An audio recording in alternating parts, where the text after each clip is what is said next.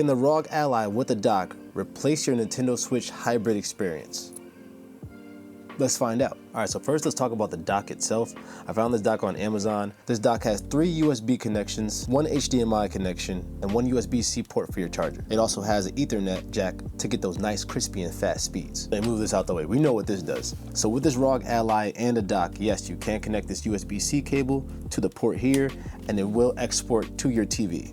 But there are some things to consider. You now have your dock where your TV is most likely, unless you have a long HDMI cable. So now you need something to control your Ally while you're away from your Ally. That's right, you're gonna need a keyboard and mouse. So I have this 2-in-1 trackpad and keyboard here, and this is what I use to navigate the Ally while I'm away from it.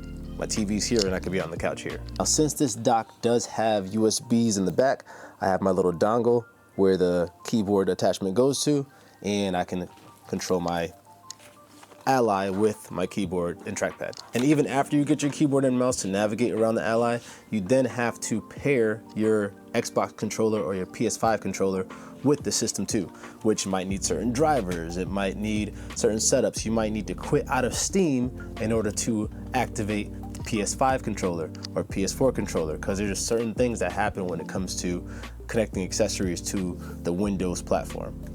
The difference with the Switch, obviously, is that all you literally have to do is detach these bad boys and you're controlling your Switch automatically. It knows that these have come off the Switch and are now wirelessly, and they're not docked to the system, and you now have these controlling your Switch while it's connected to the TV. So that takes away some hybrid points from the Ally.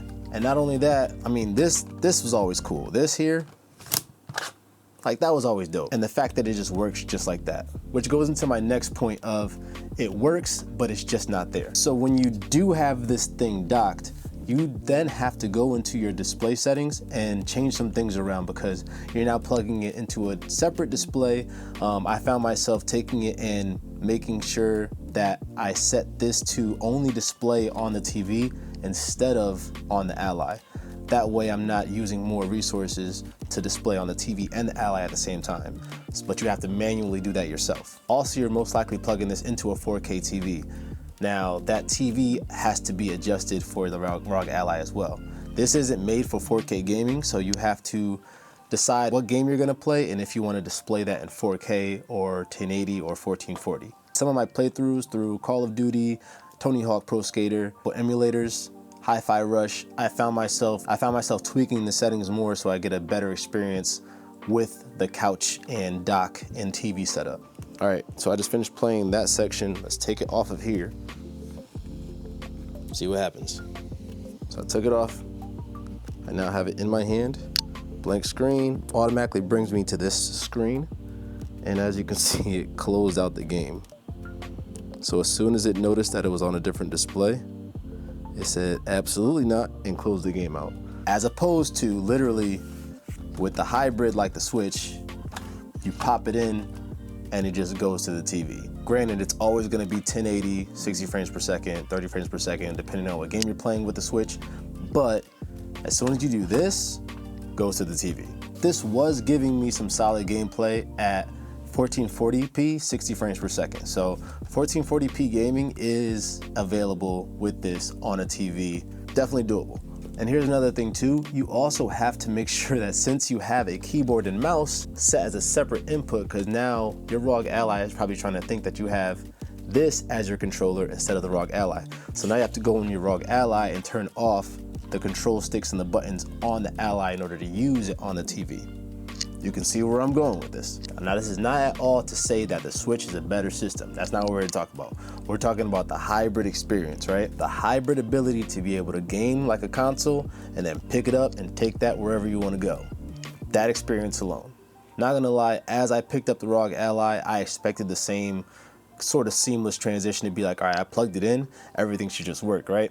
And that's just not the case. Am I gonna be picking up my Switch anytime soon?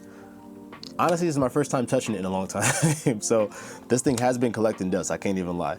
I think the last time I played this thing was probably Tears of the Kingdom. I might have played Smash probably once or twice.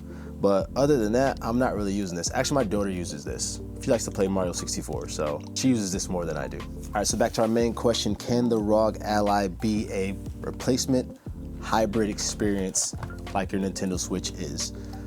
Yes and no. Again, this can do everything 10 times better than this can, right? We all know that. That's a given. That's not what this is, right? But we gotta be honest, the ability to pick this up and just go wherever you want and then connect peripherals, things like that, it's way easier to just pick this thing up and go. I like to compare it to Apple and Android, right? Let's say this is Android, this is Apple. Apple, things just work. You press a button, everything's connected, everything knows what it is, everything apples to apples, fire. This is Android, where it can also do these things, but you have more freedom and abilities to customize different things and add and jailbreak and do all types of just weird stuff with this bad boy. Again, this is running Windows, so you have a Windows system. And if you don't know anything about the Ally, I have a previous video here.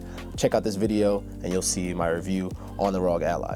I still have to set up this whole hybrid system to make it super seamless. So if you're super tech savvy and you like to dig into Windows and customizing things, yes, this will definitely be a experience you can do and it'll be worthwhile. But if you're not tech savvy at all and you're trying to literally pop this on here and then connect a controller and hope that everything's gonna work out, you're gonna be looking at a lot of different tutorials on how to make that happen. Am I gonna be using this? Absolutely, I'm gonna be using this a lot. I'm tech savvy, obviously, so I'm gonna be able to manipulate certain things and make sure that when I plug certain things in, they definitely work.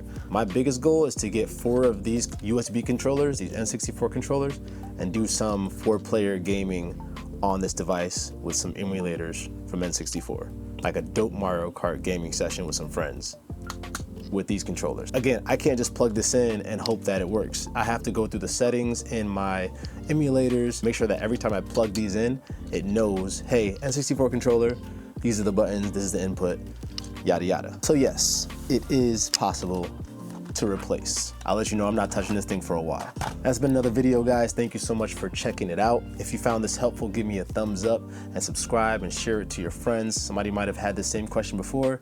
I can now answer that for you. Check out my channel and future videos for more content from your boy. And I'll see y'all in the next one. Peace.